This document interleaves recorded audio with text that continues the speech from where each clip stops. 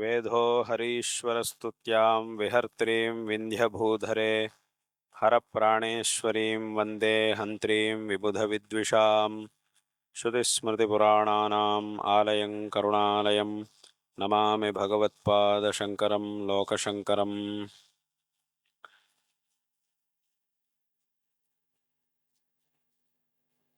हमारे सनातन हिंदू धर्म, वैदिक धर्म की परंपरा में अनादिकाल से भगवती की उपासना, शक्ति स्वरूपिणी भगवती की उपासना की जा रही है। ऐसी परंपरा अनादिकाल से आई हुई है। शक्ति स्वरूपिणी देवी की उपासना के द्वारा एक समय में जब सभी इंद्र आदि सभी देवताओं को भी बहुत बड़ी संकट स्थिति प्राप्त हुई थी, उस समय में सभी देवताओं ने देवी की ही कृपा से फिर से अपने अपने स्थान प्राप्त किए थे। जब महिषासुर इत्यादि राक्षसों के कारण अपने अपने स्थानों से देवता लोग भ्रष्ट हो चुके हैं, उस समय में फिर से देवी की ही कृपा से अपने स्थान को प्राप्त किए थे। देवी सभी दुष्टों का संहार करके इस दुनिया को, इस विश्व को सभी प्रकार के श्रेय का अनुग्रह किया था देवी ने। ऐसे देवताओं से लेकर सभी देवता और जो बड़े बड़े पंडित थे, कवि थे और जो बड़े बड़े महाराज थे और जो अवतार पुरुष थे, उनसे लेकर साधारण जनता तक, साधारण भक्तों तक सभी लोग शक्ति स्वरूपिणी देवी की उपासना करके देवी के अनुग्रह का पात्र बनकर सभी प्रकार के श्रेय प्राप्त कर चुके हैं। इसीलिए अनादिकाल से भगवती देवी की उपासना इस देश में, इस धर्म में, इस विशेष रूप से हमारे सनातन वैदिक धर्म परंपरा में आया हुआ है। यहाँ इस परम पवित्र क्षेत्र में देवी विंध्यवासिनी देवी के नाम से, भगवती विंध्यवासिनी नाम से विराजमान होकर सभी भक्तजनों को अनुग्रहित कर रही है। देवी की कृपा और देवी की महिमा ऐसी है कि बहुत संदर्भों में, बहुत बार ये भक्तों का अनुभव है। ये सिर्फ किताबों में लिखी हुई बात नहीं है, ये भक्तों के अनुभव में रहने वाली बात है। क्या है? जब एक ऐसी संकट स्थिति प्राप्त होती है कि हम ऐसा सोचते हैं कि इस संकट से मुक्त होना असंभव है, ऐसी संकट स्थिति में भी जब हम देवी के सानिध्य में प्रार्थना करते हैं या तो कुछ सेवा करते हैं, तब जिस संदर्भ से, जिस संकट से मुक्त होना असंभव था, ऐसे संदर्भ से भी बहुत बहुत आसान से बहुत लोग मुक्त होकर फिर श्रेय प्राप्त कर चुके हैं। ऐसे ऐसे बहुत सारे भक्तों का अनुभव है। बहुत बार बहुत भक्तों ने इस विचार को बार बार अनुभव किया। ऐसा एक विचार है, ऐसी महिमा है देवी की महिमा। इसीलिए महाभारत में एक संदर्भ है, जब दोनों भी सेना कुरुक्षेत्र युद्ध में भाग लेने के लिए आई थी, दोनों के, पांडवों की सेना और कौरवों की सेना दोनों भी वहां उपस्थित थी। उस संदर्भ में, मतलब युद्ध होने से पहले, युद्ध तो ये महाभारत का जो युद्ध है, कुरुक्षेत्र युद्ध है, यह सिर्फ दो राजाओं के बीच में होने वाला युद्ध नहीं है, या तो दो पक्षों के बीच में, दो सेनाओं के बीच में होने वाला युद्ध नहीं है। ये धर्म और अधर्म दोनों के बीच में होने वाला युद्ध है। तो ऐसे एक युद्ध के संदर्भ से पहले भगवान श्री कृष्ण जी स्वयं अर्जुन से कहते हैं कि अभी ये युद्ध धर्म और अधर्म के बीच में होने वाला युद्ध है। अगर इस युद्ध में तुम्हें विजय प्राप्त होनी है तब तुम्हें अवश्य और एक काम करना चाहिए। अब तुम युद्ध के लिए तैयार हो, पूरी तरह से तुम तैयार हो या नहीं? तब अर्जुन ने कहा मैं तैयार हूँ, परंतु तुम पूरी तरह से तैयार नहीं हो, और एक काम बाकी है तेरे लिए, और एक काम करना चाहिए। एक काम बाकी है, अगर उसे नहीं करोगे तुम युद्ध में तुम विजय को प्राप्त नहीं कर सकते हो। तो कौन सा काम आप आज्ञा कीजिए, मैं करूँगा, ऐसा अर्जुन ने कहा। तब भगवान श्री कृष्ण जी ने कहा कि तुम्हें देवी की कृपा का पात्र बनना है, देवी के अनुग्रह का पात्र भी तुम्हें बनना चाहिए। वो एक बाकी है, अगर वो नहीं होगा तब तुम इस युद्ध में विजयी नहीं बन सकते हो। इसीलिए अभी के अभी तुम देवी की उपासना करो, दुर्गा देवी की उपासना करो और देवी के अनुग्रह को प्राप्त करो। देवी तुम्हें विशेष रूप से अनुग्रहित करेगी और इसके द्वारा तुम और भी शक्ति प्राप्त कर सकते हो, क्योंकि शक्ति ही देवी है। इस दुनिया में हर एक पदार्थ के अंदर जो शक्ति होता है वो भगवती का ही स्वरूप है, भगवती का ही वो स्वरूप है। इसीलिए देवी की कृपा का पात्र बनने के बिना युद्ध में तुम विजय प्राप्त नहीं कर सकते हो। इसीलिए देवी की प्रार्थना करो, ऐसा कहते हैं भगवान। और तुरंत ही अर्जुन ने भगवान की आज्ञा के अनुसार उसी संदर्भ में तुरंत ही सब कुछ छोड़कर तपस्या के लिए बैठता है, तपस्या करता है, बहुत श्रद्धा से, बहुत भक्ति से देवी की प्रार्थना करता है। तब तुरंत ही वहाँ दुर्गा माता देवी प्रत्यक्ष होती है, प्रत्यक्ष दर्शन देकर आशीर्वाद करती है और अनुग्रहित करती है। अर्जुन के लिए विशेष शक्ति, विशेष अस्त्र भी प्रदान करती है। उसके बाद अर्जुन ने युद्ध किया। उस संदर्भ में अर्जुन ने देवी का एक स्तोत्र की भी रचना की थी अर्जुन ने, वो उसको हम महाभारत में देख सकते हैं। महाभारत में जो भीष्म पर्व है उसमें हम देख सकते, क्योंकि युद्ध तो उसी भीष्म पर्व में ही प्रारंभ होता है, जहाँ भगवद गीता, भीष्म पर्व में जहाँ भगवद गीता है उससे पहले ये अध्याय, एक अध्याय में इस विचार को हम देख सकते हैं भगवद गीता में, महाभारत में। इसीलिए स्वयं भगवान श्री कृष्ण जी ने भी अर्जुन को आज्ञा दी थी कि तुम्हें देवी की उपासना करनी है, देवी की उपासना एक बाकी है, अगर वो नहीं होगी तब तुम्हें युद्ध में विजय नहीं मिलने वाली है। ऐसा कहने पर अर्जुन ने भगवती की उपासना की थी, उसे हम देख सकते हैं। इसीलिए भगवती की उपासना का इतना सामर्थ्य है, इतनी महिमा है, इतना विशेष है, वैशिष्ट्य है। तो यहाँ विशेष रूप से भगवती का, विंध्यवासिनी देवी का दिव्य सान्निध्य यहाँ विराजमान है। हजारों लाखों भक्त लोग यहाँ आ रहे हैं, देवी की कृपा का पात्र बन रहे हैं। ये बहुत बहुत संतोषजनक बात है। इसीलिए हमारी इस यात्रा के संदर्भ में भी, जब हम यहाँ आए हैं, पोखरा में आए हैं यात्रा के संदर्भ में, इस संदर्भ में भी यहाँ आकर देवी का दर्शन प्राप्त करके कुछ समय यहाँ रहकर हमारी ये जो नित्य पूजा होती है, हमारे जो भगवान चंद्रमौळीश्वर और भगवती शारदांबा का जो नित्य पूजा होती है, उसे इस क्षेत्र में हमने करने का संकल्प किया। तो यहाँ आए हैं, यहाँ इसकी पूजा अब कुछ देर होने के बाद होने वाली है। ये पूजा भी इसी मंडप में, हमारे जो शिवलिंग है, जो सदियों से जिसकी पूजा की जा रही है, हर रोज़ इसकी पूजा, शिवलिंग की पूजा, हमारी स्फटिक शिवलिंग की पूजा हर रोज़ होती है। उसके बिना हमारा दिन समाप्त नहीं होता है। तो ऐसी पूजा को इस क्षेत्र में, इस संदर्भ में यहाँ करने का संकल्प लेकर आज यहाँ आए हैं। यहाँ आप सभी लोगों की इस विशेष भक्ति से, विशेष श्रद्धा से हमारा मन बहुत बहुत प्रसन्न हो रहा है। इस संदर्भ में आप सबको भी हम नारायण स्मरण पूर्वक आशीर्वाद दे रहे हैं। और विशेष रूप से जैसा अभी अभी हमने कहा कि देवताओं से लेकर जो बड़े बड़े महापुरुष थे, अवतार पुरुष थे, जो बड़े बड़े महाराज भी थे, जो बड़े बड़े पंडित थे, बड़े बड़े कवि थे, सभी लोगों ने देवी की उपासना से विशेष अनुग्रह प्राप्त करके एक विशेष प्रतिष्ठा को उन्होंने प्राप्त किया।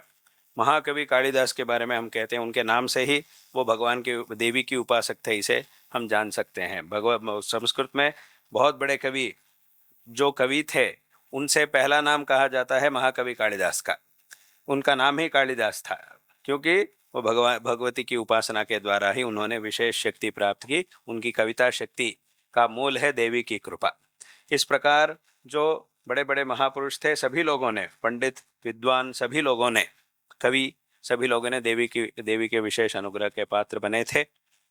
और विशेष रूप से आज हमारे ये जो सनातन हिंदू धर्म है, इसका विशेष रूप से उद्धार करके जिन्होंने पुनः इस धर्म को संस्थापित किया, और जिनके अवतार से ही, ऐसे कहने पर कोई गलती नहीं हो सकती है, जिनके अवतार से ही आज हमारे इस देश में ये धर्म, सनातन वैदिक धर्म आज भी जीवित है।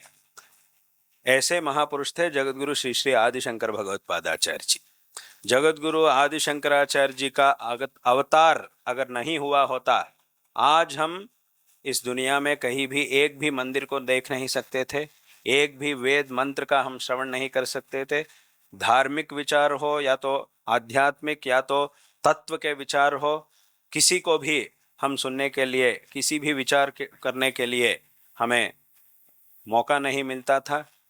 परंतु आज हम धर्म का आचरण करने, सनातन हिंदू धर्म का आचरण, वैदिक धर्म का आचरण कर रहे हैं, वेद और शास्त्रों को श्रवण कर रहे हैं। आज भी ये वैदिक मार्ग आज भी जीवित है, और हम अनेक प्रकार के धर्मों का आचरण कर रहे हैं। यथाशक्ति अपने अपने शक्ति के अनुसार, सामर्थ्य के अनुसार सभी लोग धर्म के आचरण कर रहे हैं, उसके द्वारा श्रेय प्राप्त कर रहे हैं। तो ये सब जगतगुरु श्री श्री आदिशंकराचार्य जी के अवतार से ही ये सब हो रहा है। क्योंकि शंकराचार्य जी के अवतार के समय में हमारे देश में ऐसी स्थिति थी कि बहुत सारे पक्ष हमारे देश में उपस्थित थे। एक व्यक्ति कहता था कि मैं जो कहता हूँ, तत्व के विचार के बारे में मैं जो कहता हूँ यही ठीक है, ऐसा यही अच्छा है, ऐसा एक व्यक्ति कहता था। और दूसरा व्यक्ति आके कहता था कि तो तुम जो कह रहे हो ये ठीक नहीं है, मैं जो कह रहा हूँ यही ठीक है, ऐसा कहता था। और तीसरा व्यक्ति आता था, वो भी कहता था तुम दोनों जो कह रहे हैं ये ठीक नहीं है, मैं जो कह रहा हूँ यही ठीक है, ऐसा और एक व्यक्ति आके कहता था। ऐसा बहुत सारे लोग आकर कहते थे, और आस्तिक भी लोग भी थे और नास्तिक लोग भी थे। नास्तिक लोग कहते थे कि आप सब जो कह रहे हैं वो ये है ही नहीं। ऐसे नास्तिक लोग, भगवान नहीं है, धर्म नहीं है, पुण्य नहीं है, पाप नहीं है, कुछ भी नहीं है। ऐसे नास्तिक लोग कहते हैं जब तक रहोगे, जब तक तुम रहते हो तब तक खाओ कुछ भी करके, चाहे तुम दूसरों की पीड़ा भी करो, कुछ भी करके तुम खाओ और ऐश करो, बस इतना ही, यही जीवित का, यही इस मनुष्य जन्म का परमार्थ है। ऐसे भी लोग कहते थे, ऐसा नास्तिक लोग कहते थे। इसीलिए ऐसे एक संदर्भ में, परंतु सभी लोग बहुत जगहों में संघर्ष करते थे, ऐसे बहुत सारे पक्षों को लेकर संघर्ष करते थे। ऐसे एक संदर्भ में कहीं भी हम जाएंगे, सब जगह, हर एक जगह में भी संघर्ष, कहीं भी जाएंगे संघर्ष संघर्ष संघर्ष, कहीं भी लोग शांति से रहने का संदर्भ ही नहीं था। ऐसी एक स्थिति में शंकराचार्य जी का अवतार हुआ है, जगतगुरु श्री आदिशंकराचार्य जी का अवतार हुआ। उस समय में उन्होंने सबसे पहले जो नास्तिक लोग थे उनके साथ उन्होंने चर्चा की थी, और उस चर्चा में उन सभी लोगों को उन्होंने पराजित कर लिया। पराजित करके उनको भी जो ठीक मार्ग है उसको दिखाया। जब नास्तिकों को पराजित कर लिया तो एक काम तो हो गया, एक समस्या तो परिहार हो चुकी है, एक समस्या की परिहार तो हो चुका है। और उसके बाद और एक समस्या प्रारंभ हो चुकी है, और एक समस्या का प्रारंभ हुआ है। क्या है? जो आस्तिक और नास्तिक, इन दोनों के बीच में जब संघर्ष होता था, तब आस्तिकों के पक्ष से शंकराचार्य जी ने चर्चा करके नास्तिकों को पराजित कर लिया। और उसके बाद और एक समस्या का प्रारंभ हुआ है। क्या है? आस्तिकों के अंदर ही परस्पर संघर्ष हो रहा था। कुछ लोग कहते थे कि भगवान शिव जी ही सबसे बड़े हैं, कुछ लोग कहते थे कि भगवान विष्णु ही सबसे बड़े हैं, और कुछ लोग कहते हैं कि इन दोनों से भी देवी ही बड़ी है, और कुछ लोग कहते थे कि ये सभी, इन सभी से भी भगवान गणेश ही बड़े हैं। ऐसे ऐसे लोग एक एक पक्ष को लेकर अपने अपने विचार को प्रस्तुत करके हमारा पक्ष ही बड़ा है, ऐसे विचार, ऐसे वाद विवाद संघर्ष करने लगे। ऐसा संघर्ष हो रहा था। उस समय में फिर से शंकराचार्य जी ने, आदिगुरु शंकराचार्य जी ने उन सभी लोगों से चर्चा करके कहा था कि भगवान एक ही है, एक ही भगवान, एक एक संदर्भ में अनेक शरीरों का धारण करता है। भगवान तो एक ही है। एक एक समय में भक्तों का अनुग्रह करने के लिए भगवान एक एक स्वरूप का धारण करते हैं। परंतु यहाँ भगवान तो एक ही है, क्योंकि अनेक भगवान तो हो ही नहीं सकते हैं। एक देश का एक ही प्रधानमंत्री हो सकता है एक समय में, दो प्रधानमंत्री एक ही समय में रहकर काम नहीं कर सकते। अगर दोनों बैठ जाएंगे तब ये कुछ कहेगा, वो कुछ कहेगा, उन दोनों के बीच में ही संघर्ष आ जाएगा। वो कहेगा कि मैं जो कह रहा हूँ ऐसा ही आपको करना है, और वो कहेगा कि मैं तुमसे कम नहीं हूँ, मैं भी प्रधानमंत्री ही हूँ, तुम भी हो, इसीलिए हम भी, मैं जो कहता हूँ यही से ऐसा ही करना चाहिए। अगर दोनों भी एक ही कहेंगे तब दो व्यक्तियों की आवश्यकता ही नहीं है, पर एक ही व्यक्ति पर्याप्त है। जब दो रहेंगे, दोनों एक ही बात नहीं कह सकते हैं। अगर दोनों भी एक ही बात कहेंगे तो दो व्यक्तियों की आवश्यकता ही नहीं है। जैसे भी एक संस्था है, उसका एक ही अध्यक्ष होता है एक समय में, बाकी सभी लोग या तो उपाध्यक्ष होता है या तो बाकी सदस्य होते हैं, ऐसे होते हैं, परंतु अध्यक्ष तो एक ही होता है, दो दो अध्यक्ष नहीं होते हैं। तो ऐसा ही शंकराचार्य जी ने कहा कि भगवान तो एक ही है, अनेक भगवान हो नहीं सकते हैं, परंतु एक भगवान का अनेक स्वरूप हो सकते हैं। एक एक संदर्भ में भगवान ने एक एक स्वरूप का धारण किया, इसीलिए भगवान तो एक ही है। यही सभी शास्त्रों का तात्पर्य है, सभी शास्त्र यही कहते हैं, हर एक शास्त्र में भी यही कहा जाता है। इसीलिए यहाँ भगवान में भेद नहीं है, एक ही भगवान है। तुम अपनी इच्छा के अनुसार भगवान के ये जो अनेक स्वरूप है, इनमें से तुम्हें जो पसंद आता है उसकी पूजा तुम कर सकते हो, परंतु किसी भी स्वरूप की पूजा तुम करोगे, वो सभी पूजा एक ही भगवान स्वीकार कर रहे हैं। उस मूर्ति तो अलग अलग है, परंतु मूर्ति के अंदर जो चैतन्य है, भगवान का जो चैतन्य है, वो तो एक ही है। एक ही भगवान भक्तों के इच्छा के अनुसार, भक्तों की अभिरुचि के अनुसार, जिस स्वरूप के द्वारा भक्त लोग भगवान की पूजा कर रहे हैं, उन सभी पूजाओं को भगवान, एक ही भगवान स्वीकार करते हैं, सभी लोगों को भगवान अनुग्रहित करते हैं। ऐसा शंकराचार्य जी ने इस विचार को सभी लोगों को समझाया, सभी लोगों को उपदेश किया। इसके द्वारा सभी लोगों के मन में एक परिवर्तन उन्होंने पैदा किया था, और उसके द्वारा सभी लोगों में उन्होंने एकता लाई थी। इसीलिए तुम किसी की भी आज भी यही संस्कार शंकराचार्य जी ने हमारे वेद, शास्त्र, पुराण, इतिहास इत्यादियों के आधार पर जिस संस्कार को हमें दिया, यही संस्कार आज भी अनुवृत्त हो रहा है। हम सभी के अंदर भी यही संस्कार है। आप देख सकते हैं, यहाँ सभी लोग, भक्त लोग, हम सब क्या करते हैं, पशुपतिनाथ मंदिर में जाते हैं, शिव जी का दर्शन करते हैं, और मुक्तिनाथ में जाते हैं, विष्णु जी का दर्शन करते हैं, और यहाँ आते हैं, देवी का दर्शन करते हैं। हमारे मन में कोई भेद भावना नहीं है। कहीं भी हम जाते हैं, अगर पशुपतिनाथ में जाएंगे तो पशुपतिनाथ नाम से शिवलिंग के रूप में जो भगवान है, जो परमात्मा विराजमान है, उनका दर्शन हमने किया। और एक जगह में जब हम जाते हैं, यहाँ जब आते हैं, विंध्यवासिनी में जब हम आते हैं, यहाँ देवी के स्वरूप में वही परमात्मा, जो परमात्मा पशुपतिनाथ के रूप में स्थित है, वही परमात्मा यहाँ देवी के रूप में स्थित है, उनका हम दर्शन कर रहे हैं। हमारे मन में कोई भेद भावना नहीं है। पशुपतिनाथ में गए, वो भगवान बड़े हैं, यहाँ आए हैं, ये भगवान, यहाँ की देवी छोटी है, ऐसी भावना ही नहीं है हमारी भावना। और हम शिवरात्रि का आचरण करते हैं, और रामनवमी का आचरण करते हैं, जन्माष्टमी का आचरण करते हैं, गणेश चतुर्थी का आचरण करते हैं।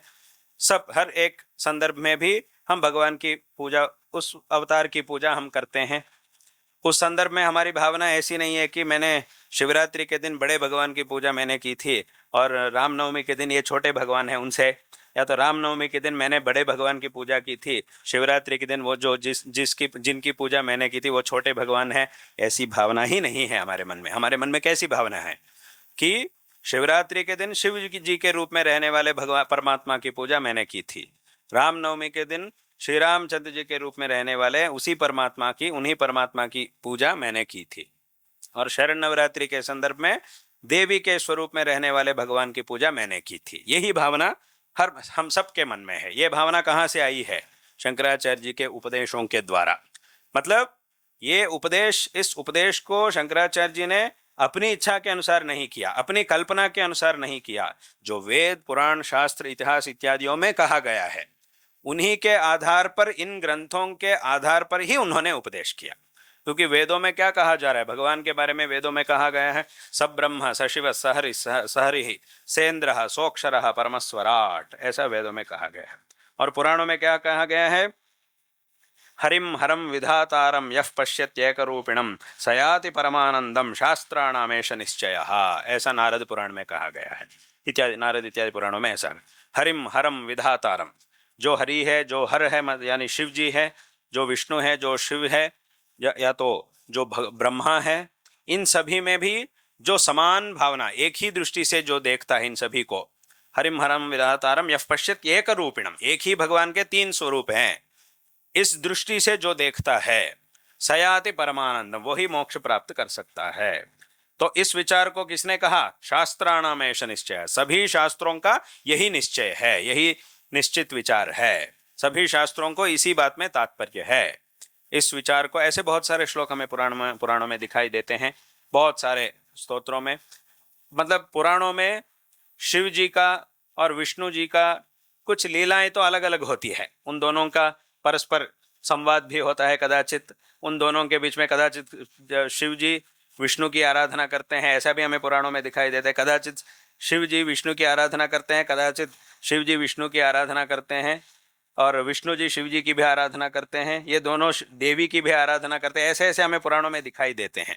परंतु ये सब एक एक स्वरूप का, ये पुराण जिस स्वरूप के बारे में आया हुआ है उस स्वरूप की महत्ता को दिखाने के लिए एक लीला के रूप में ऐसा पुराणों में कहा गया, परंतु हर भगवान के ही अनेक स्वरूप है। इसी विचार को शंकराचार्य जी ने सभी लोगों को समझाया, विशेष रूप से समझाया, और सभी लोगों में उन्होंने एकता लाई थी। इसीलिए आज पूरा आस्तिक समाज एकता से, आस्तिक समाज में जो एकता हमें दिखाई दे रही है, और ये जो संस्कार, जैसा अभी हमने कहा कि कहीं भी किसी भी क्षेत्र में हम जाएंगे, हमारे मन में भावना यही परमात्मा है, परमात्मा का ये एक स्वरूप है, इस स्वरूप में परमात्मा यहाँ विराजमान है, ऐसी भावना जो हमारे मन में आ रही है, ये सब कुछ शंकराचार्य जी के उपदेशों से ही ये आया है। इसीलिए जिन ग्रंथों के आधार पर उन्होंने इन सभी विचारों को उपदेश किया, उनके उपदेशों से ही ऐसे संस्कार पूरे आस्तिक समाज के हर एक व्यक्ति के मन में भी ऐसी भावना आ रही है। ऐसे अपने उपदेशों से शंकराचार्य जी ने सभी लोगों में एकता लाई थी। इसीलिए ऐसी परंपरा पूरे आस्तिक समाज में एकता लाकर, इसकी रक्षा करके, धर्म का जो असली तत्व है, धर्म का जो वास्तविक तत्व है, इसका उपदेश करके इस दुनिया को शंकराचार्य जी ने विशेष रूप से अनुग्रहित किया। इसीलिए हम उनको जगत गुरु कहते हैं। जगत गुरु इसीलिए हम कहते हैं शंकराचार्य जी को। जगत गुरु शब्द का क्या अर्थ है? जगत गुरु मतलब इसका अर्थ क्या होता है? इसका अर्थ यह होता है कि पूरे जगत में, यानी पूरे विश्व में कोई भी एक व्यक्ति के मन में अगर एक प्रश्न आएगा कि मुझे अपने आत्मोद्धार के लिए क्या करना चाहिए, मेरे इस जन्म को सार्थक बनाने के लिए क्या करना चाहिए, अगर ऐसा एक प्रश्न किसी के भी मन में, इस दुनिया में किसी भी कोने में रहने वाले व्यक्ति के मन में अगर ये प्रश्न आएगा, उसका ठीक जवाब जिनके उपदेशों में से मिलता है उनको जगत गुरु कहना चाहिए। जगत गुरु शब्द का ये अर्थ होता है। किसी भी कोने में कोई भी व्यक्ति हो, अगर उसके मन में एक प्रश्न आएगा कि मुझे अपने जीवन की सार्थकता के लिए क्या करना चाहिए, इस जन्म को सार्थक बनाने के लिए मुझे क्या करना चाहिए, ऐसा एक प्रश्न जब मन में उठेगा, तब उसका जवाब जिनके उपदेशों में से हमें मिलता है उनको जगत गुरु कहना चाहिए। जगत गुरु शब्द का ये अर्थ होता है। इसीलिए ऐसा अर्थ को लेकर जगत गुरु शब्द का प्रयोग करते हैं। इसीलिए हम जगत गुरु आदि शंकराचार्य जी को विशेष रूप से जगत गुरु कहते हैं। और भगवान को हम जगत गुरु कहते हैं, कृष्णम वंदे जगत गुरुम कहते हैं, क्योंकि श्री कृष्ण परमात्मा ने, भगवान ने गीता का उपदेश किया। गीता जो है, भगवत गीता जो है, उसमें इस दुनिया के हर एक व्यक्ति के आत्मोद्धार का मार्ग दिखाया गया है। इसीलिए हम गीता के जो उपदेष्टा भगवान श्री कृष्ण परमात्मा को, हम श्री कृष्ण जी को हम जगत गुरु कहते हैं, कृष्णम वंदे जगत गुरुम कहते हैं। और भगवान के जो भी अष्टोत्तर शतनाम होते हैं, उनमें से हर एक अष्टोत्तर शतनाम में भी जगत गुरु शब्द दिखाई देता है। शिव जी के जो अष्टोत्तर होता है उसमें भी जगत गुरवे नमः ऐसा एक नाम है, और श्री रामचंद्र जी का जो अष्टोत्तर है उसमें भी जगत गुरु नाम होता है। हर एक भगवान के हर एक अष्टोत्तर में भी जगत गुरु शब्द होता है, क्योंकि भगवान सबसे बड़े गुरु कौन होते हैं? पूरे विश्व का गुरु होते हैं भगवान, और भगवान के बाद सभी लोग। इसीलिए आदि गुरु तो भगवान ही होते हैं, इसीलिए भगवान को भी जगत गुरु कहते हैं। सबसे पहला जगत गुरु शब्द को भगवान में हम प्रयोग करते हैं, और उसके बाद जो भगवान के अवतार है शंकराचार्य जी, उनके विषय में हम जगत गुरु शब्द का प्रयोग करते हैं। ऐसा बहुत सारे अर्थ है, जगत गुरु शब्द का बहुत सारे अर्थ हैं, उनमें से ये एक है।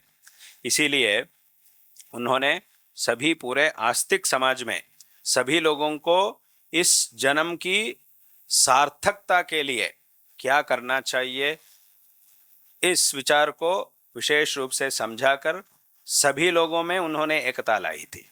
तुम अपनी इच्छा के अनुसार जो स्वरूप तुम्हें पसंद आया भगवान के, देवी का हो, शिव जी का हो, विष्णु का हो, गणेश जी का हो, जो भी स्वरूप तुम्हें पसंद आया उसकी उपासना तुम कर सकते हो। उसके द्वारा भगवान की ये जो तुम पूजा कर रहे हो, ये इसे स्वीकार करने वाला परमात्मा तो एक ही है। क्योंकि लोगों के मन में अभिरुचि तो अलग अलग होती है। एक व्यक्ति को सफ़ेद रंग पसंद है, दूसरे व्यक्ति को लाल पसंद है, लाल रंग पसंद होता है, और एक व्यक्ति को और कुछ रंग पसंद होता है। ये क्यों? तुम्हें सफ़ेद रंग क्यों पसंद है? अगर हम ऐसा पूछेंगे तो उसका कोई जवाब नहीं होता। नहीं, मुझे सफ़ेद रंग पसंद है, बस इतना ही। क्यों पसंद है इसके बारे में हम नहीं कह सकते हैं। जब वो कपड़े खरीदने जाता है, वस्त्र खरीदने जाता है, तब वो कहेगा कि मुझे इसी रंग में चाहिए, उस रंग में चाहिए। क्यों? ऐसा क्यों पूछ रहा है?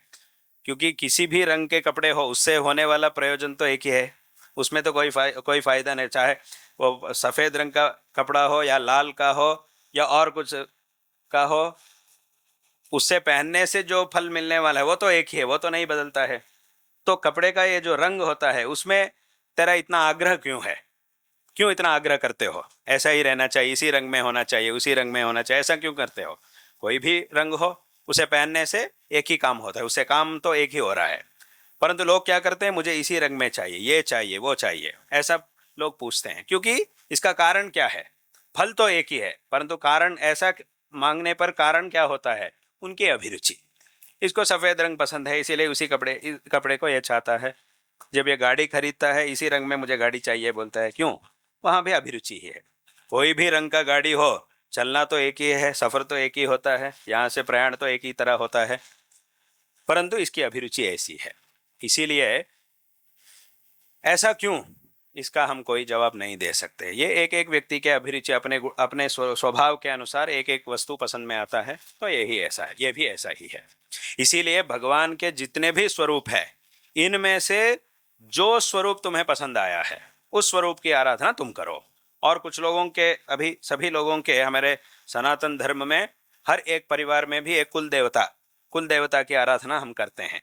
कुछ लोगों के कुल देवता होते हैं भगवान शिव जी, कुछ लोगों के विष्णु होते हैं, कुछ लोगों की देवी होती है। ऐसा अपने अपने परिवार के नियमों के अनुसार कुल देवता की आराधना करते हैं। ये भी कैसा आया हुआ है?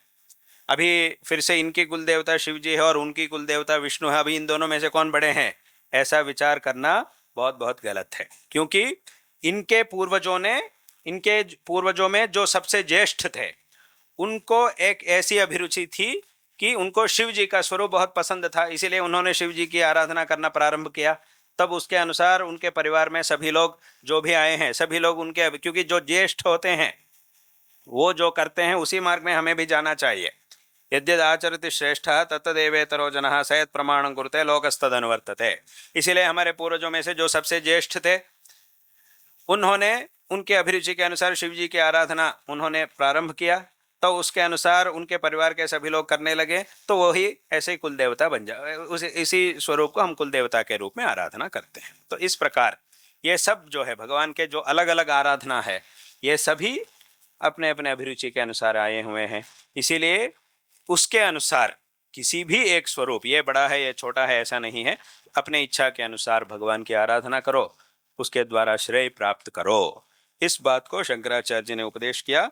इसके द्वारा जो आस्तिकों के अंदर जो संघर्ष थे, जो बहुत सारे संघर्ष थे, इनको उन्होंने दूर कर लिया, सभी लोगों में उन्होंने एकता लाई थी। इसीलिए आज भी ये जो आस्तिक समाज पूरे विश्व में आस्तिक समाज एक साथ जुड़ा हुआ है, तो इसका कारण है जगत गुरु श्री श्री आदि शंकराचार्य। उन्होंने ऐसा संस्कार हमें दिया, जो वेदों में शास्त्रों में जो तत्व उपदेश किया गया है उसको अच्छी तरह उन्होंने उपदेश किया, समझाया लोगों को, लोगों के मन तक, हर एक व्यक्ति के, समाज के हर एक व्यक्ति के मन तक उन्होंने उस विचार को पहुंचाया। तो उसके लिए उन्होंने कई ग्रंथों की रचना की और सभी जगह में उन्होंने संचार भी किया। और 4 आमनाय पीठों की, भारत देश में 4 दिशाओं में 4 आमनाय पीठों की भी स्थापना की थी, ताकि ये काम सदैव होते रहे। ये धर्म का, ये अद्वैत तत्व और अद्वैत तत्व का और सनातन वैदिक धर्म का प्रचार निरंतर होते रहे और सभी लोगों तक, समाज के हर एक व्यक्ति तक धर्म का तत्व पहुंचना चाहिए। उस उद्देश्य से उन्होंने 4 आमनाय पीठों की स्थापना की थी। और इन 4 आमनाय पीठों में श्रृंगेरी, द्वारिका, बद्री और जगन्नाथ, इन 4 क्षेत्रों में उन्होंने 4 आमनाय पीठों की स्थापना करके इन पीठों में अपने शिष्यों को उन्होंने नियुक्ति की। जो शंकराचार्य जी के जो 4 शिष्य थे, सुरेश्वराचार्य जी, हस्तामलकाचार्य जी, तोटकाचार्य जी और पद्मपादाचार्य जी, इनको एक एक पीठ में उन्होंने नियुक्त किया और उनसे ये परंपरा प्रचलित है। इन 4 आमनाय पीठों में से जो दक्षिण दिशा का आमनाय पीठ है वो श्रृंगेरी शारदा पीठ है। श्रृंगेरी में भगवती शारदांबा को उन्होंने प्रतिष्ठापित किया। शारदांबा ज्ञान प्रदान करने वाली देवता है, सभी विद्याओं की अधिदेवता है। इसीलिए विशेष रूप से लोगों को ज्ञान बहुत आवश्यक है। हर एक व्यक्ति के लिए भी ज्ञान बहुत बहुत आवश्यक होता है।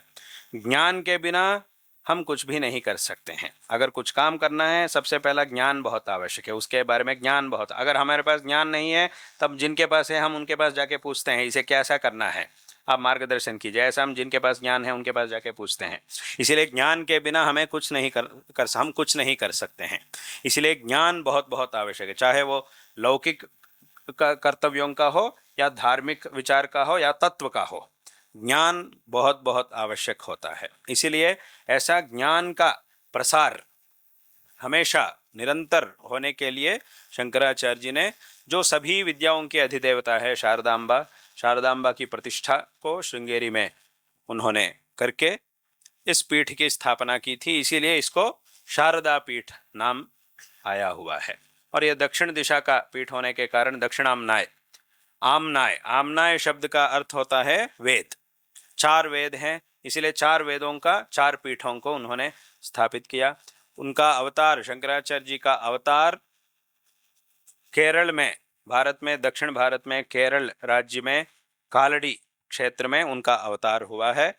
और वहाँ से उन्होंने धर्म की संस्थापना कार्य प्रारंभ करके पूरे भारत में और यहाँ नेपाल में भी संचार करके विशेष रूप से धर्म की स्थापना उन्होंने सभी जगह में की थी।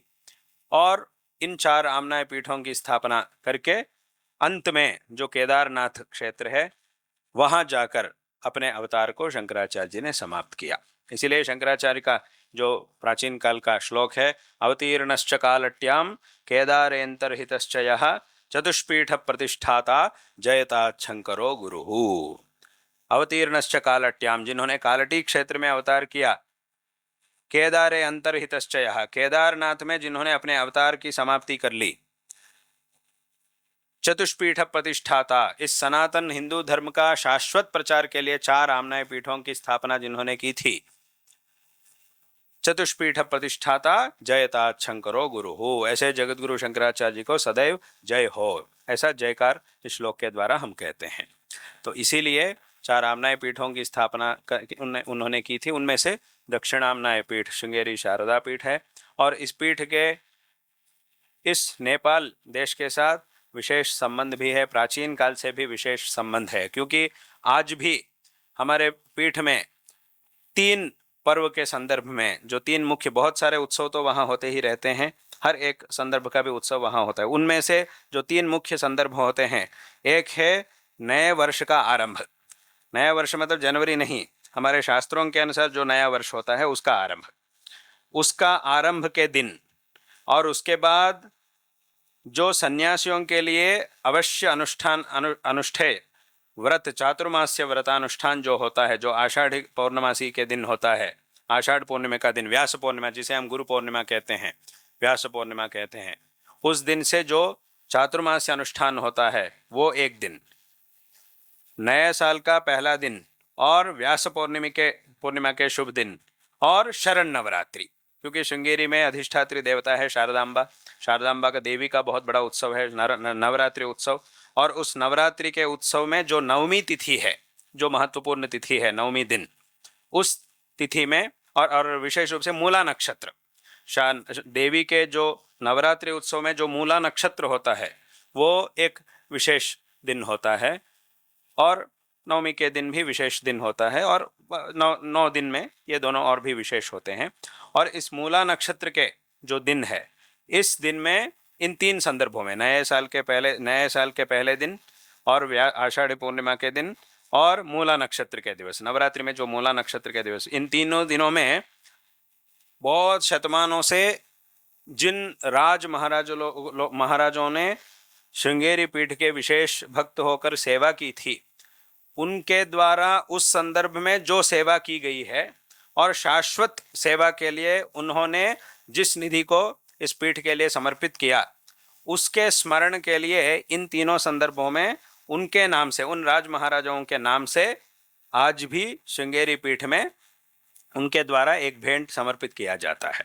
और उसमें नेपाल महाराज का भी होता है। 3 बार नेपाल महाराज का नाम से आज भी उनकी स्मृति में, आज भी जो उन्होंने बहुत सदियों से पहले उन्होंने किया था, निधि को स्थापित किया, उसके स्मरण में आज भी उनके नाम लेकर 3 बार, साल में 3 बार ऐसी समर्पणा श्रृंगेरी में आज भी ऐसी परंपरा है, उनका स्मरण करके इसका समर्पण कर किया जाता है। तो ऐसी परंपरा है जो अनादिकाल से, प्राचीन काल से भी ये एक विशेष संबंध श्रृंगेरी पीठ से, भारत देश से तो इस देश का विशेष संबंध तो है ही, उसमें अलग से कहने की आवश्यकता ही नहीं है, परंतु उसमें भी श्रृंगेरी पीठ के साथ इसका एक विशेष संबंध था, आज भी है, ऐसा एक संबंध आज भी है।